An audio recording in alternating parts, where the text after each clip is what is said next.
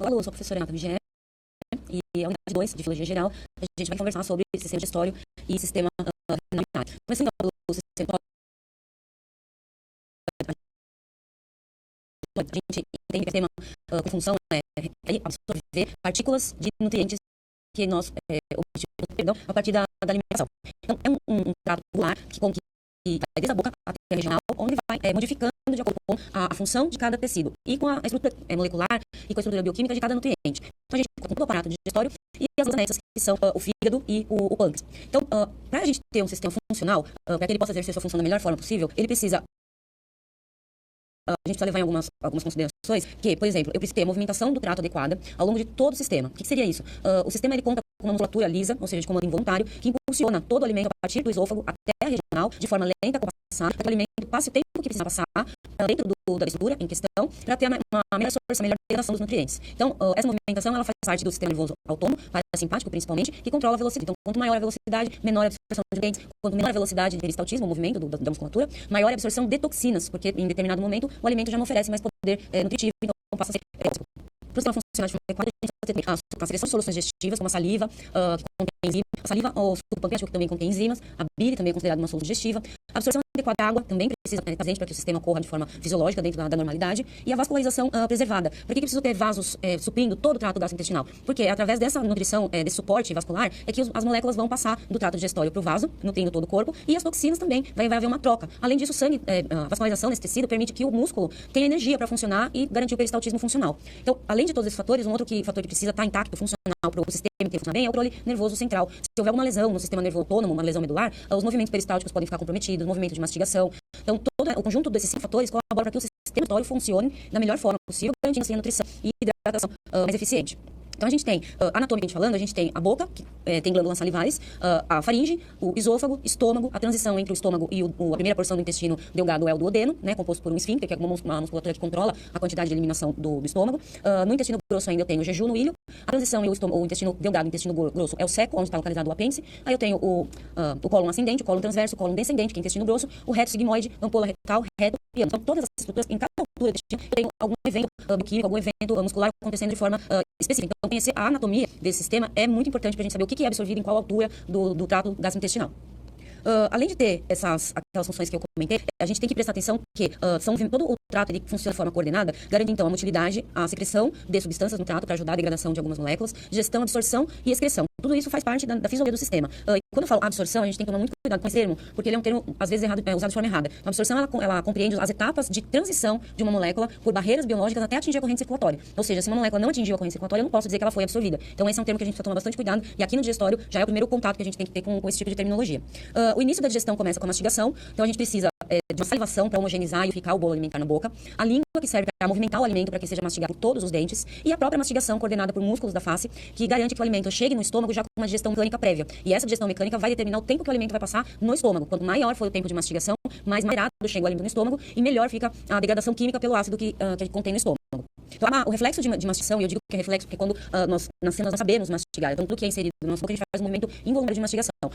Conforme a gente vai crescendo, a gente vai em contato com texturas, com sabores, com temperaturas, e a gente vai calculando a força da mordida. Então, essa interação do sistema nervoso com a primeira fase do sistema digestório, ela é super importante, que auxilia na mastigação, que vai determinar a velocidade e a intensidade da absorção que vem na ciência.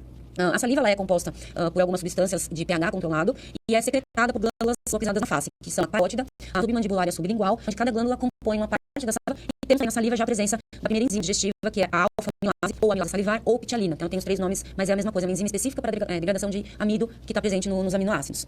A faringe ela é um tubo de transição entre o sistema, a boca e o esôfago. A faringe, propriamente dita, ela não tem um peristaltismo, então ela depende do movimento do alimento através da faringe, depende da quantidade de alimento que está sendo deglutido e o impulsionamento da língua. Então, a gente só consegue fazer o movimento de deglutição com a ajuda do músculo forte, que é a língua. No esôfago, a gente já tem os primeiros movimentos peristálticos, o que garante que a gente consiga deglutir o alimento em qualquer posição. Então, o movimento peristáltico sempre vai conduzir o alimento numa posição unidirecional, boca-ânus. Então, o esôfago ele não tem atividade digestória, mas ele tem uma importância peristáltica para impulsionar o alimento para o estômago. E no estômago, aí a gente já tem a primeira etapa de digestão química, pela presença do ácido, e digestão enzimática. Então, a gente tem a pepsina, que é uma enzima proteolítica de degradação de proteína, e a digestão química de ácido. O estômago ele é composto na sua mucosa por glândulas, né? Então, eu tenho a mucosa glandular oxíntica, vai produzir a oxíntica produz o ácido pepsinogênio, fator intrínseco e muco, onde o pepsinogênio é a forma ativa da pepsina, que vai ser ativada e transformada em pepsina, que é a enzima, e o fator intrínseco é uma molécula protetora da vitamina B12. A vitamina B12 ela é absorvida na altura do ilho, no final do intestino delgado, e a importância biológica da B12 é na construção da hemoglobina, a molécula que transporta gases. Depende de B12, ácido fólico e ferro. Então essa vitamina tem uma importância biológica, por isso ela tem que ser absorvida no lugar exato e protegida até esse lugar, principalmente devido à alteração de pH. O estômago também tem algumas funções motoras, que é de mistura. Então, um leve peristaltismo estomacal faz com que o alimento entre em contato, rode dentro do estômago com ácido e passe mais tempo em contato com a pepsina. Ele pode armazenar grandes quantidades, só que isso não é muito produtivo para o sistema digestório. Ele pode ter uma compressão mecânica do esfíncter que transita entre o estômago e o duodeno. E esse esfíncter ele controla a passagem de ácido para um ambiente que não tem proteção controlada, que é o duodeno. Então, esse esvaziamento lento é uma outra característica da musculatura estomacal que garante que não haja dano químico no duodeno devido à alteração de pH. Então, ele tem que ser gotejado, porque no duodeno tem glândulas, junto com o pâncreas, que produzem bicarbonato, que é uma base. Então, sem uma base sendo lançada no meio ácido, eu tenho um meio neutralizado. Então, o pH nesse critério é muito importante, tem que ser controlado da forma mais fisiológica possível, para não causar lesão no duodeno. A luz intestinal, toda a estrutura tubular, a interna da estrutura, que dá o nome de luz ou lua, e no intestino a gente conta com superfícies de contato aumentadas na forma de microvelocidade. Então, as microvelocidades fazem com que o alimento passe mais tempo em contato com a mucosa, o que vai garantir maior tempo de absorção dos nutrientes. Então, se a gente tivesse um tecido liso, o alimento passaria de uma forma mais rápida e, consequentemente, não teria tempo de absorção. Então, essas microvelocidades garantem esse maior tempo de absorção, que vai seguindo pelo caminho do intestino delgado. No intestino delgado, então, à altura do duodeno, eu tenho a presença agora da ação das glândulas anexas, o fígado produzindo a bile e o pâncreas produzindo o suco pancreático, e ambos sendo lançados na altura do duodeno, sendo homogeneizado por um peristaltismo mais leve, que vai degradar, que tem enzimas específicas, agentes emulsificantes, que vão ser específicos e que vão diminuir o tamanho das moléculas para que elas possam ser absorvidas. Já no intestino grosso, a gente tem pouca absorção, né, de nutrientes, e a absorção maior fica para a água no intestino grosso. Então, eu já não mais tanta propriedade nutricional, e é o início da formação do bolo fecal no intestino grosso, mais especificamente na região do cólon ascendente. Na região do cólon transverso e do cólon descendente, eu já tenho o bolo fecal formado, somente água sendo retirada. Então, quanto maior for o tempo que o alimento passar nessa região, maior o número de toxinas que vão sendo absorvidas, já que as fezes já não têm potencial nutritivo e sim tóxico a partir dessa fase. Então, de uma forma geral, a gente conta com um sistema de musculaturas específicas, de microvelocidades e de tensão de velocidade muscular diferente ao longo de todo o trato, para garantir a melhor nutrição possível. Em relação ao sistema nervoso, que é ele quem comanda a velocidade de peristaltismo, a velocidade e tendão de abertura e fechamento dos esfíncteres, a força de eliminação da vesícula biliar, por exemplo. Então, tudo isso é um comando nervoso, localizado basicamente com o início no nervo vago e a ramificação mesentérica do sistema nervoso periférico parasimpático. E o peristaltismo, eu já comentei até agora, nada mais é que uma atividade muscular lisa, ou seja, se a musculatura lisa é involuntário, que acontece de forma cadenciada, comprimindo o alimento em seções, que a gente chama de constrições, e fazendo leve movimento de mistura, para que todo alimento fique em contato com a mucosa o maior tempo possível. Então, a intensidade do peristaltismo e a velocidade garante a qualidade da nutrição pelo sistema digestório. E em relação a isso, eu tenho aqui uma interatividade, um texto para que vocês pensem e a gente possa discutir. A digestão consiste na transformação de alimentos de estruturas complexas em elementos nutritivos elementares, diretamente aproveitados pelo metabolismo do organismo. Assim, uma parte dos alimentos será transformada em energia ou em substâncias que servem para manutenção e reparação de células. A digestão com o objetivo permite a passagem de elementos nutritivos elementares para o meio interior. Baseado no texto acima, cite e explique quais são as características fisiológicas que garantem uma nutrição eficiente e explique como cada uma delas, quando alteradas, deficientes, podem interferir na nutrição humana. Eu já retorno com a resposta.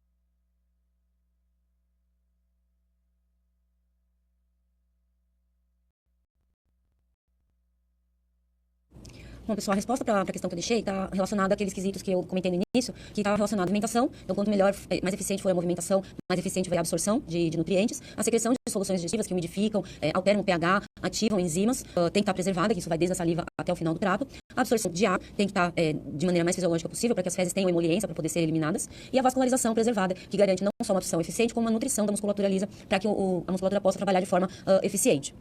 Em relação à fisiologia da defecação, muitas pessoas não entendem que isso é um processo complexo, assim como todo processo que acompanha o sistema digestório. Então, para ter uma defecação eficiente, para que possamos eliminar as fezes de forma eficiente, sem que haja lesão na região final do intestino, tem alguns efeitos que têm que ser repensados, têm que ser avaliados, como, por exemplo, a contratura de musculatura lisa na região do reto sigmoide, a região de controle voluntário de musculatura estriada, que controla o esfíncter anal, e o tempo que o alimento, que a massa fecal agora, passa retida na região final do intestino. Quanto maior for o tempo que o alimento, as fezes passarem na região do sigmoide, maior vai ser a retirada de água. Quanto maior a retirada de água, mais ressecadas as fezes vão ficar, e isso pode provocar lesões, microlesões, rupturas, sangramentos na região perianal. Isso pode causar hemorroidas, colites ulcerativas e outras doenças relacionadas à retenção hídrica das fezes. Sem contar que, quanto maior for o tempo que as fezes passarem perdendo água, elas estão jogando para o organismo, para a corrente circulatória, toxinas. E essas toxinas muitas vezes são até neuroativas, podem afetar o sistema nervoso central. Então, o interessante, o fisiológico é que existe uma evacuação recorrente num período mínimo de 24 horas. Então, a cada 24 horas, nós devemos defecar para que todo aquele alimento que foi ingerido ao longo das 24 horas seja eliminado antes de começar a gerar toxinas e essas toxinas caírem na corrente circulatória. Então, o controle dos esfíncteres, principalmente o esfíncter anal, que ele tem um controle parcialmente voluntário, depende muito da massa fecal. Se a massa está líquida, se ela está sólida, ressecada, ou se o conteúdo é gasoso. Então, isso tudo vai interferir na velocidade de eliminação. Então, existem algumas características anatômicas que a gente tem que respeitar para que a defecação seja feita da melhor forma possível. Como, por exemplo, entender que no final da transição entre o cólon sigmoide e o reto, existe uma região que fica sem nenhum tipo de fezes, a região da ampola retal. Ali eu não tenho fezes, mas ali eu tenho a inervação do sistema nervoso parasimpático. Ou seja, a presença de algum material mecânico ali, as fezes, vai acionar essas terminações nervosas, e o acionamento dessas terminações nervosas vai causar o entendimento de que está com vontade de evacuar. E isso vai provocar o estímulo de relaxamento do esfíncter anal para que as fezes possam ser eliminadas da forma mais eficiente possível. Então, para isso acontecer, a posição anatômica também tem que ser respeitada. Então, antigamente se evacuava de cócoras, que é a melhor posição que tem, porque existe uma compressão da musculatura do assoalho púbico, auxiliando a musculatura intestinal para eliminar as fezes. Mas na posição sentada, com as pernas ligeiramente levantadas, tem auxilia a contratura da musculatura do assoalho pélvico. Então, depois do relaxamento do esfíncter anal e as fezes foram liberadas, a gente tem uma compressão abdominal. Essa compressão abdominal, ela força a musculatura, principalmente do intestino grosso, a esvaziar totalmente, principalmente o cólon descendente. Então, é com a contratura abdominal, e aí já é uma ação voluntária, que a gente consegue garantir que todo o cólon seja esvaziado e, se por acaso algum conteúdo, que seja o mínimo possível para que não tenha retenção de toxinas. E essa fisiologia da defecação, como eu disse anteriormente, a gente tem sensores motores e sensores tanto de musculatura estriada quanto de musculatura lisa, que estão toda na região final do trato digestório. Por que na região final eu tenho acionamento de sistema nervoso voluntário? Porque nós sentimos a contração do intestino do início da digestão. A gente até consegue ouvir o barulho, né? O movimento é um barulho que a gente consegue ouvir. Mas, enquanto a massa fecal não atinge a inervação, que vai comunicar ao sistema nervoso para iniciar o reflexo da defecação, não acontece nada. Então, não adianta a gente forçar um evento que não está preparado para acontecer. E essa preparação só acontece quando as fezes atingem a região da ampola retal. Em relação às glândulas anexas, que eu falei anteriormente, a gente tem o fígado e o pâncreas. Ambos têm papel crucial no sistema digestório, porém eles agem de forma combinada. Eu preciso dos dois funcionando ao mesmo tempo para que o sistema funcione da melhor forma possível, que é garantir a nutrição. Então a gente tem o fígado, em primeiro lugar, é um órgão, além de ser um órgão de metabolismo de várias moléculas, ele produz a bile. Ele produz, e quem armazena a bile é a vesícula biliar. A vesícula biliar só tem o seu conteúdo esvaziado no duodeno. Então, quando o alimento passa do estômago para o duodeno, existe uma comunicação nervosa também, e essa comunicação vai voltar num tipo de informação que é: comprime a vesícula biliar. Quando a vesícula biliar for comprimida, ela vai esvaziar o seu conteúdo, que é a bile, na região do duodeno. E a bile é um composto preparado bioquimicamente para interagir com lipídios. Ela é um emulsificante de lipídios. E essa emulsão, essa espuma, ela vai fortalecer, ela vai propiciar, na verdade, a ação das enzimas que são lançadas pelo pâncreas. O pâncreas, ele produz um suco pancreático, e esse suco pancreático, ele é um veículo de condução de enzimas, e também o pâncreas produz também o bicarbonato, que junto com a mucosa duodenal vai neutralizar o pH que vem do estômago. Então, eu tenho uma proporção importante do pâncreas nessa neutralização do pH. Em relação às enzimas, eu tenho 3 enzimas proteolíticas que são lançadas no suco pancreático, que é a criotripsina, tripsina e a carboxipolipeptidase, que são enzimas que vão diminuindo o tamanho da cadeia polipeptídica. Então, a última enzima, que é a carboxipolipeptidase, ela vai fazer o último processo de clivagem da cadeia polipeptídica e vai liberar os aminoácidos. E os aminoácidos é que têm potencial estrutural, manutenção de proteínas de membrana, construção de enzimas, de hormônios e tantas outras funções. As outras enzimas proteolíticas, elas só vão diminuindo o tamanho da cadeia. A amilase pancreática é outra enzima que degrada amido, que nem a amilase salivar, só que aqui o amido já está pré-digerido pela amilase salivar. Então, ela diminui a cadeia polissacarídica até ofertar monossacarídeos, que têm propriedade genética como glicose, e são utilizados também como manutenção de estrutura de outros proteínas. E a lipase pancreática é a enzima que vai degradar os lipídios, transformar os lipídios em ácidos graxos. Só que essa lipase, ela só consegue ser ativada na presença da emulsão proporcionada pela bile junto com os lipídios. Por isso que eu disse que precisa ter uma coparticipação do que o fígado produz e do que o pâncreas produz. Porque se não houver a bile, eu não consigo ativar a lipase pancreática, os lipídios não são degradados e acabam sendo eliminados nas fezes, o que não é uma coisa muito saudável, porque a gente precisa de lipídios circulando no sangue para manutenção das membranas, por exemplo, a camada fosfolipídica, ou até mesmo para a construção de hormônios esteroides, como testosterona, cortisol e aldosterona. São todos sintetizados a partir de moléculas lipídicas. Então, nem todo lipídio é ruim, né? Depende do tipo de lipídio, se é saturado ou insaturado, e como ele vai ser absorvido no sistema digestório. A CCK, ou colicistocinina, é um hormônio também produzido pelo sistema digestório, e ele é responsável pela contração da vesícula biliar. Então, lembra que eu disse, tem uma comunicação no sistema nervoso, esse retorno da comunicação estimula o trato a produzir a CCK, e a CCK é que faz a compressão da vesícula biliar. Além de estar envolvido com esse mecanismo, ele também é um hormônio que está relacionado com o controle da saciedade. É um hormônio que sinaliza para o sistema nervoso que já estamos satisfeitos, já ingerimos a quantidade necessária de alimento, e tudo isso depende do tempo que o alimento passa desde o início do estímulo alimentar até o final. Então, eu tenho um tempo de que varia de 12 até 17 minutos para que a CCK e para que outros hormônios da saciedade sejam produzidos, e só assim eu tenho estímulo de saciedade. Então, se a gente come muito rápido, não dá tempo desses hormônios serem produzidos e a gente continua comendo. Então, alguns nutrólogos, principalmente, trabalham com linhas de pesquisa que dizem que quanto mais devagar a gente come, mais eficiente é a sinalização com o sistema nervoso, e a gente tende a comer menos porque come mais devagar. Além do papel endócrino que tem a CCK, tem também uma regulação com o refluxo gastroduodenal, porque ela controla o esfíncter que divide o duodeno do estômago. Então, ele aumenta a tensão desse esfíncter e impede o refluxo. Então, não tem mais transição de alterações de pH, de fluidos com pH diferentes, o que pode causar lesão tanto no estômago, quando relui muito bicarbonato, quanto no duodeno, que passa muito ácido. A bile, como eu disse anteriormente, ela é composta por sais biliares e tem como princípio básico promover a degradação de lipídios, auxiliar na absorção. E tem essa interação.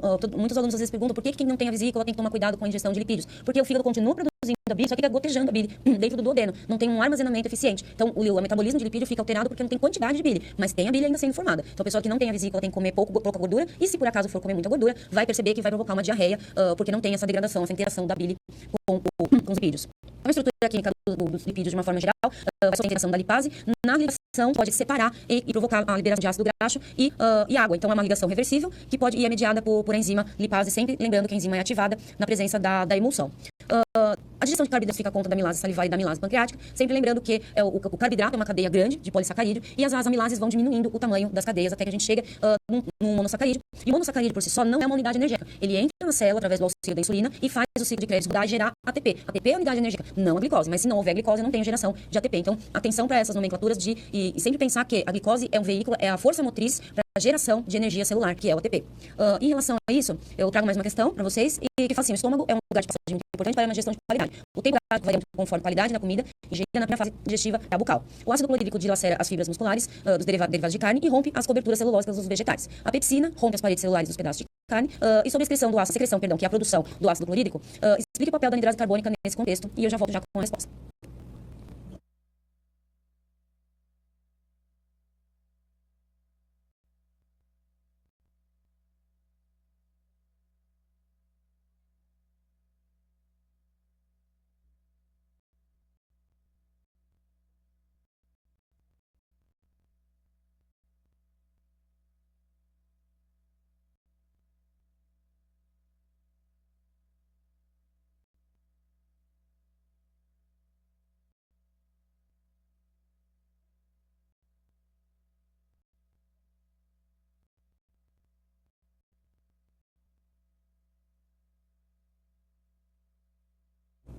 Bom, o contexto da anidrase carbônica na formação do ácido clorídrico está na relação da anidrase carbônica com a dissociação de ácido carbônico através de dióxido de carbono. Então, brevemente, a anidrase carbônica é uma enzima que catalisa uma reação que une gás carbônico com água, formando o ácido carbônico. Esse ácido carbônico, através de novo da ação da enzima anidrase carbônica, é clivado onde eu tenho a geração de ácido carbônico e um íon de H+. Na mucosa gástrica, que é produtora de ácido clorídrico, essa anidrase carbônica retira da mucosa o bicarbonato, devolve ele para o sangue, porque ele é um estabilizador de pH sanguíneo, e o H+, fica dentro do mucosa. Como o bicarbonato é transportado por uma unidade de transporte ativo, precisa de uma troca. Para aí o bicarbonato tem que entrar um íon de cloreto. Então, quando um íon de cloreto entra na mucosa, tem afinidade pelo íon de H+. Quando eu tenho a união de um H+, e um cloreto, que é um ânion, eu tenho a molécula de ácido clorídrico sendo formada. Então, na ausência da anidrase carbônica, o processo de formação do ácido clorídrico fica bem comprometido. Em relação à digestão e absorção de proteínas, como eu disse anteriormente, é um processo muito delicado e multienzimático, porque eu tenho enzimas específicas que vão atuar em fases específicas da degradação das proteínas, dando sempre que a unidade funcional da proteína é o aminoácido. Então, a intenção da degradação é ofertar aminoácidos para o organismo, que são os aminoácidos essenciais. A gente produz alguns aminoácidos, porém esses aminoácidos são chamados de aminoácidos não essenciais, são aqueles que a gente produz, e a maioria deles, e os mais importantes, às vezes, são os essenciais, que meu corpo não produz, então eu só consigo obter ele através da alimentação e proteínas. Então, as proteínas, tanto as proteínas de origem animal quanto as de origem vegetal, elas são determinantes para processos metabólicos de construção e reparo de tecidos e enzimas através das proteínas. Em relação aos lipídios, como também já mencionei, a importância dos lipídios circulando está na reestruturação de manutenção de membranas, de construção de hormônios e esteroides. Então, a lipase, que é a principal enzima que degrada lipídios, ela é super importante nesse contexto. Tem relação também com da maior parte da digestão dos lipídios acontecerem no intestino delgado, porque é no intestino delgado que eu tenho o lançamento do suco pancreático, onde está presente a lipase. Então, é nessa região, iniciando no duodeno e continuando no jejum e tendo finalizado no íleo, eu tenho essa degradação de lipídios acontecendo e absorção também. A fosfolipase A2, que também está presente no suco pancreático, que também é uma enzima, ela está relacionada com a degradação de fosfolipídios. Fosfolipídios são provenientes de degradação de membranas celulares, principalmente em produtos proteicos de origem animal.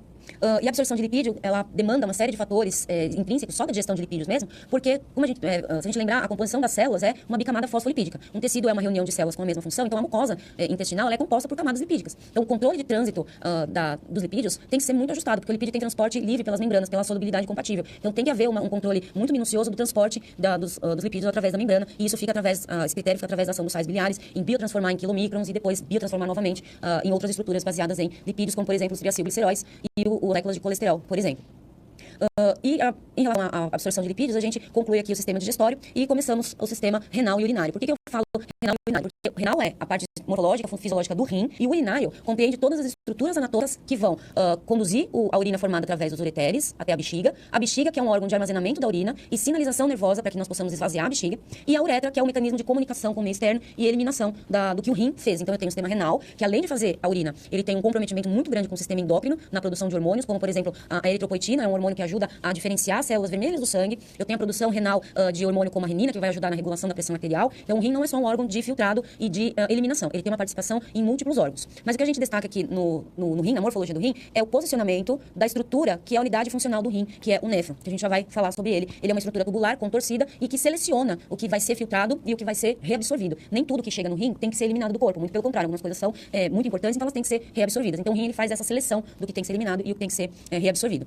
Então, a gente tem, anatomicamente, 2 rins alocados na região epigástrica, posterior à bolsa peritoneal. Então, o rim está fora da bolsa peritoneal e ele é composto, ele é irrigado por ramos importantes da artéria aorta e da artéria renal e da veia renal, e que vai depois voltar como veia cava, retornando para o coração. Então, ele está alocado numa rede vascular muito intensa, e é óbvio que isso tem que ser muito bem controlado, porque todo o sangue do corpo tem que passar pelo rim, ter um processo de filtração e depois voltar para o sistema vascular, né, num sistema de veias ou de artérias. Então, tem que ter essa seleção, primeiro passa pelo rim e depois retorna para o sistema cardiovascular. Então, como as funções primordiais do sistema renal e urinário, a gente tem a eliminação de dejetos, que é a eliminação de resíduos tóxicos, principalmente resíduo de metabolismo celular, controlar a composição de líquidos corporais e fazer a regulação do equilíbrio ácido hidroeletrolítico. Então, se a gente lembrar que a água tem movimentação livre entre as membranas por osmose, e a osmose acontece de acordo com diferença de concentração entre soluto e solvente, todo o processo renal vai depender da pressão osmótica e da pressão hidrostática, que determina a velocidade de movimento da água e a intensidade de movimentação da água. Então, dessa forma, o rim consegue selecionar todos os eletrólitos, os íons e os compostos que têm que ficar no sangue, que é fisiológico, e aqueles que têm que ser eliminados porque estão em excesso, alterando a osmolaridade do sangue, que pode causar repercussão em todo o organismo. E com isso também a gente já faz uma regulação ácido-básica através da eliminação de bicarbonato e íons de H+, modulando o pH. A regulação da pressão arterial, tanto pela modulação do volume sanguíneo, quanto pela modulação de hormônios que são vasoativos, que vão causar uma alteração na ação vascular. Então, por esses mecanismos, o rim é um dos participantes da pressão arterial. A função do rim, que é um néfron, é uma estrutura tubular bem densa, extremamente contorcida. E por que tem essas estruturas contorcidas? Porque quanto maior for o tempo que o fluido ficar circulando dentro do néfron, maior é o tempo que o filtrado vai ter para perder e ganhar, fazer trocas com os vasos sanguíneos. Então, a gente tem que pensar que todo o trato renal, ele tem uma rede de vasos paralelos. Eu tenho uma artéria, uma veia e uma estrutura do néfron passando ali perto, para que as 3 estruturas possam ter trocas entre veia e néfron, entre néfron e artéria, para que a gente possa ter o equilíbrio dos vasos sanguíneos, fazendo trocas entre os néfrons. Então, a primeira meta de formação da urina é a filtração glomerular. A primeira posição do néfron recebe maior volume de sangue e é a região anatômica do néfron, que chama cápsula de Baum. Ali a gente já tem a primeira etapa da formação de urina, que é onde tem a seleção dos íons que estão em maior concentração e as moléculas de maior tamanho. Então, se a gente pensar no néfron como uma peneira, como um filtro que vai diminuindo a trama, eu tenho a primeira porção do néfron com uma trama mais aberta, ou seja, permite passagem de moléculas de tamanho maior, e na sequência isso vai ficando mais, o ajuste vai ficando mais fino. A peneirinha, o filtrado vai ficando cada vez mais fino, onde no final tem uma urina com moléculas de pequeno tamanho, íons e alguns metabólitos que foram feitos, metabolizados, para serem eliminados na sua maior na urina. 80% do plasma, ele é restante e não é filtrado, circula pelos capilares glomerulares. Então, a gente tem o fluido filtrado, ele é um ultrafiltrado do plasma. Ou seja, ele tem que ter, mais ou menos, a mesma concentração de proteínas que a gente tem no plasma. Então, o que acontece nessa situação?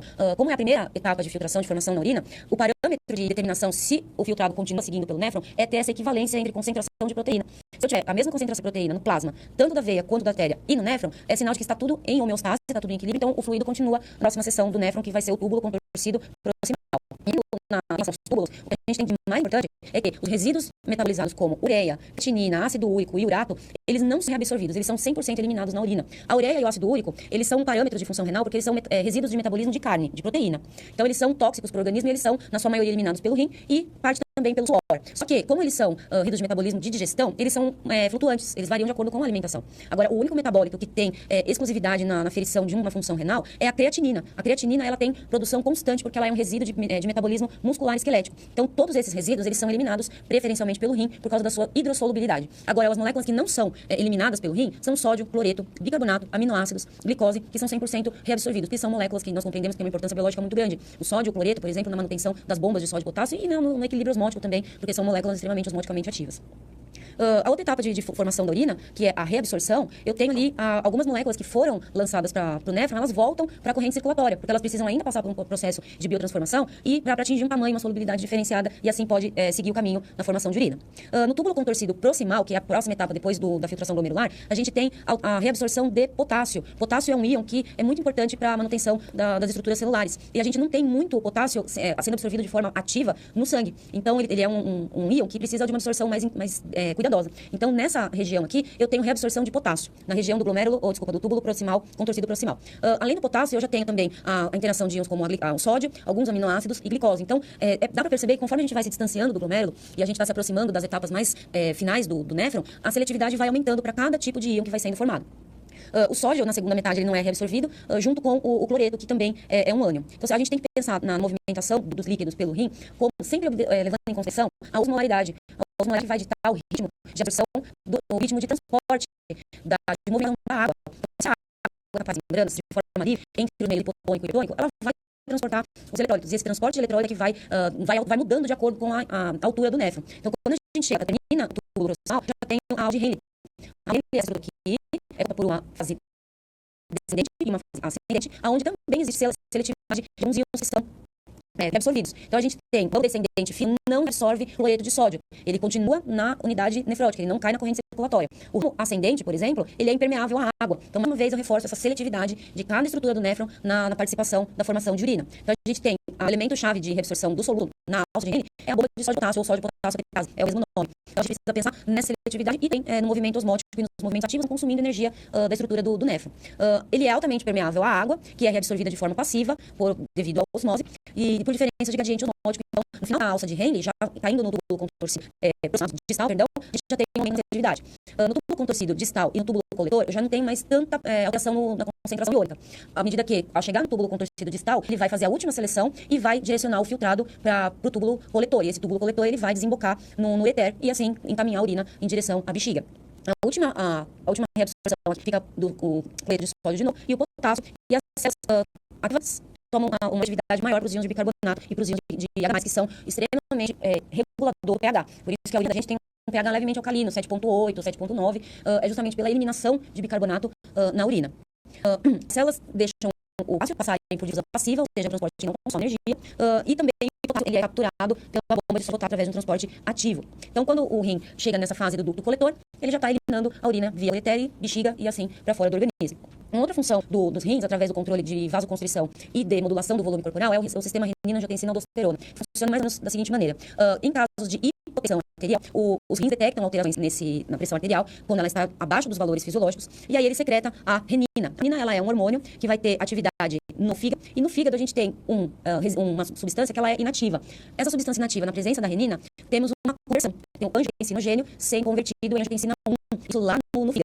A angiotensina 1 é lançada na corrente circulatória e quando ela encontrar uma enzima conversora de angiotensina nos pulmões, ela vai ser convertida em angiotensina 2. Essa angiotensina 2, ela vai ter atividade renal e encefálica. A angiotensina, ela tem um poder já, tanto a 1 quanto a 2, de ser vasoconstritor. Então, se eu tenho o calibre do vaso diminuído por tensão vascular, a pressão do sangue ali dentro, ela é aumentada. Então, a angiotensina 1 e a 2 já tem um papel vasoativo. Quando a angiotensina 2 ela chega no rim, o rim ele é estimulado a secretar substâncias que vão estimular a glândula suprarrenal. E a suprarrenal produz aldosterona. A aldosterona modula a reabsorção, aumenta a reabsorção de sódio, diminui a excreção de potássio, então eu faço que o sangue fique um meio hipertônico. No meio tá hipertônico, a tendência é que a água seja puxada de todas as células adjacentes para dentro do sangue. Se eu tenho volume de sangue aumentado, eu tenho aumento da pressão desse sangue dentro dos vasos. E o mecanismo paralelo de ativação, de regulação da pressão é a liberação do hormônio antidiurético, o ADH, que é secretado pela neurohipófise, lá no sistema nervoso central, que aumenta a retenção hídrica. Então, eu tenho a angiotensina como um vasoconstritor, tensão vascular, a aldosterona e o ADH alterando o volume de sangue, aumentando o volume de sangue. Se tem volume de sangue e uma vasoconstrição, eu tenho um aumento na pressão arterial. E esse é a ideia, né, do do mecanismo fisiológico. Óbvio que tem outros mecanismos que trabalham em conjunto, mas esse é o mecanismo mais sutil de controle da pressão quando a pressão está abaixo dos valores determinados. Quando a pressão está acima dos valores determinados, existem outros mecanismos neurais, cardíacos, que compensam a hipertensão. Para a hipotensão, então, é o sistema renal, renina, angiotensina, aldosterona. E diante disso, então, eu gostaria de fazer um convite para participar do chat, onde você pode tirar algumas dúvidas comigo. E desde já eu agradeço a participação de todos e até